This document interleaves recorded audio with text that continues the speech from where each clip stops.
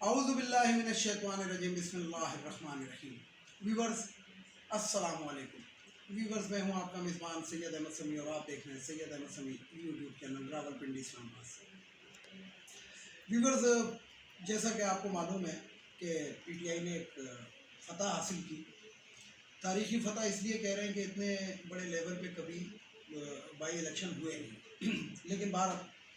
جو حقیقت ہے اس کو تسلیم کرنا چاہیے۔ نون لیگ ایک بیانیہ دے رہی ہے، بلکہ پی ٹی ایم نون لیگ نہیں دے رہی، پی ٹی ایم دے رہی ہے، تو ان کی اپنی سیٹیں تھیں یار، ان کی اپنی سیٹیں تو 2018 میں ان سے پہلے ایک ان کی سیٹیں تھیں۔ اس کا مطلب یہ ہے گا، ویسے میں آپ کی اپنے ویورز کی اطلاع کے لیے عرض کر دوں، بتا دوں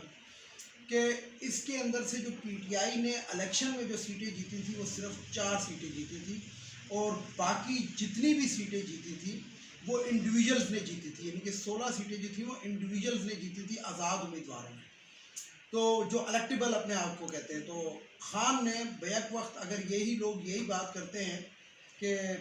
خان نے پی ڈی ایم کو شکست دی ہے، تو پی ڈی ایم کو نہیں شکست دی، اس نے الیکٹیبل کو بھی شکست دی ہے، مقتدر حلقوں کو بھی شکست دی ہے، حکومتی مشینری کو بھی شکست دی ہے،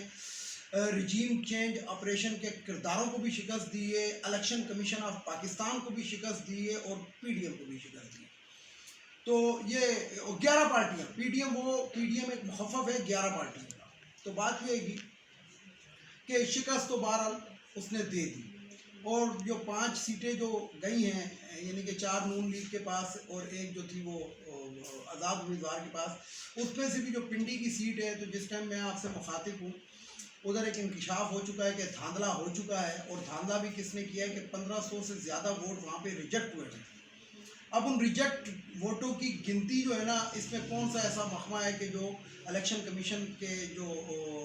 وہ تھے وہاں پہ جو سرکردہ لیڈر تھے، انہوں نے اس کا فیصلہ محفوظ کیا، اور کچھ دیر میں سنایا جائے گا، پتہ نہیں سنایا بھی جائے گا کہ نہیں، یا کل تک یہ بات کو لے جائیں گے، کیونکہ اندر خانہ کسی کے سگنل کا انتظار ہے کہ کرو یا نہ کرو۔ تو بہرحال بات یہ ہے کہ دھاندلا تو پکڑا گیا۔ اب دوسری طرف رانا ثناء اللہ نے ایک بیان دیا، اس نے بیان دیا کہ ابھی گیم ہمارے ہاتھ میں ہے، اور پی ٹی آئی کے 5 صوبائی اسمبلی کے رکن غائب بھی ہو سکتے ہیں الیکشن کے، یعنی کہ ووٹنگ کے دن،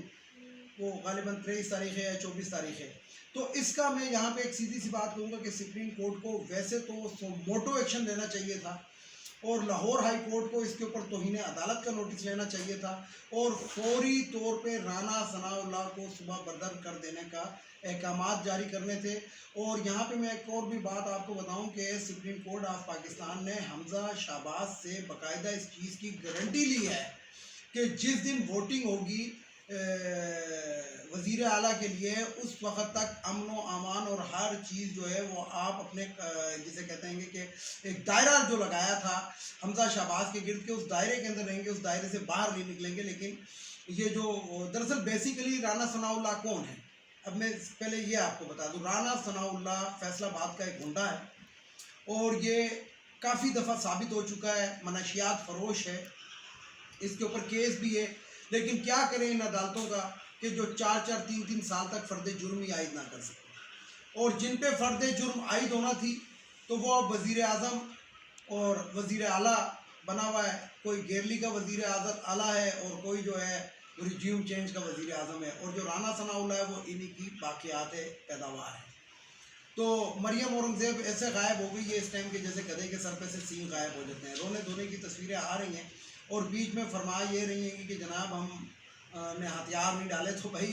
آپ ہیں کون سے؟ آپ نے تو کبھی اپنے علاقے کے کونسلرشپ کا الیکشن نہیں لڑا، منظور نظر ہے آپ کی ماں منظور نظر تھی، اور اس وجہ سے آپ جو ہے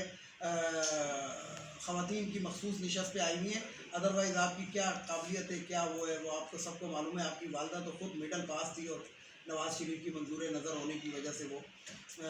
اسی سیٹوں کے اوپر آتی رہے گی جو خواتین کی مخصوص ہوتی ہے۔ عمران خان نے اپنے مطلب جو کل ان کا سینٹرل ایگزیکٹو کمیٹی کا اجلاس تھا، اس کے اندر کنفرم کر دیا کہ جناب جو ہمارا نیکسٹ وزیر اعلیٰ ہوگا وہ چودھری پرویز الہی ہوگا۔ اچھا، یہاں پہ چودھری پرویز الہی کے بارے میں کچھ خدشات پی ٹی آئی کے اندر ہیں، لیکن یہ خدشات اس لیے بے بنیاد ہونے چاہیے کہ آپ نے ایک فیصلہ کرنا ہے، اور جب فیصلہ آپ نے کر لیا تو اب اس پہ آپ کو قائم رہنا بھی چاہیے۔ اور پرویز الہی یہ خود کہہ چکے ہیں کہ مجھے مونس الہی نے کہا کہ خاموشی سے بیٹھے رہیں، صرف آپ بیٹھے رہیں، اور میرا خیال ہے کہ مونا سلائی ایک بہت ہی جیسے کہتے ہیں کہ وفادار اور ایماندار شخص کے روپ میں ہم مونا سلائی کو دیکھ رہے ہیں. تو میرا خیال ہے کہ مونا سلائی نے جو فیصلہ اپنے بڑوں کو کروایا، کیونکہ ان کے بڑے پہلے یہ غلطیاں کرتے رہے، تو انہوں نے جو اپنے بڑوں کو نصیحت اگر کی ہے تو وہ بہت بہترین کی ہے. بعض دفعہ چھوٹوں کی نصیحت بھی ماننی چاہیے. اب آتے ہیں عمران خان کے بیانیے کی جانب کہ عمران خان نے باقاعدہ ایگزیکٹو کمیٹی کے اندر یہ کہہ دیا ہے کہ جناب ہم اپنا جارحانہ رویہ برقرار رکھیں گے. اور فواد چودھری نے باقاعدہ یہ کہہ دیا کہ اب شہباز شریف عزت سے جائے گا یا ہم اس کو بھیجیں گے، یہ ڈیسیجن ہم لیں گے. اسی طریقے سے عمران خان صاحب نے کہا کہ اگر کوئی یہ کہے کہ یہ الیکشن جو ہے فری اینڈ فیئر ہوا ہے تو یہ بات ہم ماننے کے لیے تیار نہیں ہے. یہ عوام نے ٹرن آؤٹ دیا اور عوام نکلے باوجود ان کے اوچھے ہتھ کنڈوں کے، الیکشن کمیشن کی دھاندلی کے. الیکشن کمیشن جو ہے اگر اس ٹائم پاکستان کے اندر جو کچھ بدنما، پاکستان کے چہرے کے اوپر جو کچھ بدنما داغ ہیں ان میں سے ایک داغ الیکشن کمیشن بھی ہے. اور یہ ایک حقیقت بات ہے کہ ایک جج ہوتا ہے، جج اگر ملزم جو ہے وہ کہہ دے کہ میں اس جج کے پاس اپنی پیشی نہیں کراؤں گا کیونکہ میرے اس کے اختلاف ہیں، تو وہ جج جو ہوتا ہے وہ سیٹ چھوڑ دیتا ہے، کہتا ہے ٹھیک ہے دوسری عدالت کو کیس ٹرانسفر کرو. لیکن پاکستان کے اندر ایک ایسا وتیرہ بنا ہوا ہے کہ کوئی بھی ایسا شخص، حالانکہ چیف الیکشن کمیشن کی عزت، کمشنر کی عزت اسی میں تھی کہ وہ خود اس سیٹ کو چھوڑ دیتے اور اس سے ریزائن کر دیتے کہ بھائی مجھے پاکستان کی سب سے بڑی پارٹی، یعنی کہ آپ اس سے اندازہ لگائیں کہ 11 پارٹیاں ایک طرف ہیں اور وہ اکیلی پارٹی ایک طرف ہے، جب بھی اس کی سیٹیں زیادہ بنتی ہیں، ہر ایک سے زیادہ بن جاتی ہیں. تو ایک حقیقت ہے کہ قومی اسمبلی کے اندر 153 سے زیادہ نشستیں ہیں پی ٹی آئی کی، اور ان دونوں بڑی پارٹیوں کی ملا کے 153 نہیں بنتی، ان کو لوٹے اور یہ اور وہ ملانے پڑے. تو بات یہ ہے کہ ایک بہت بڑی پارٹی جو پاکستان کی جو 60% عوام کی نمائندگی کر رہی ہے، جب وہ آپ پہ اعتماد نہیں کر رہی تو آپ کو از خود ہی ریزائن کر دینا چاہیے. لیکن پھر ایک لفظ چھوٹا سا ایک بنتا ہے کہ شرم ان کو مگر نہیں آتی. مریم نواز اپنے باپ کے ساتھ کافی تو میں کر لی انہوں نے کہ جناب میری کوئی اکیلی کی وہ تھوڑی تھی کہ میں کمپلین چلاتی. میرا خیال ہے کہ ان کے ساتھ 15 اور بھی مل جاتے تو وہ کمپلین نہیں چلا سکتے تھے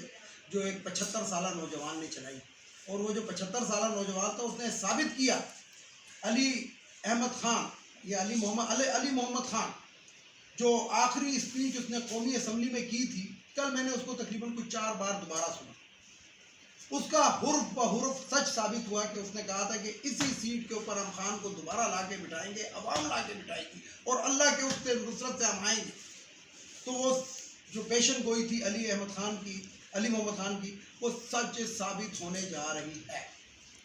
عزت اسی میں تھی کہ شہباز شریف صاحب استعفیٰ دے دیتے، لیکن آج زرداری نے ان کے کان میں کچھ کہا اور مولانا فضل الرحمان نے ان کا بیانیہ ایک پی ٹی ایم کا ایک آیا متفقہ فیصلہ ان کی کمیٹی کا جو شہباز شریف کے گھر پہ ہو رہی تھی کہ جناب استعفیٰ کوئی نہیں دے گا اور ہم ابھی گیم باقی ہے. تو گیم باقی کیا ہے کہ آصف علی زرداری جو سندھ کا گنڈا ہے اس کی یہ کوشش ہوگی کہ کسی طریقے سے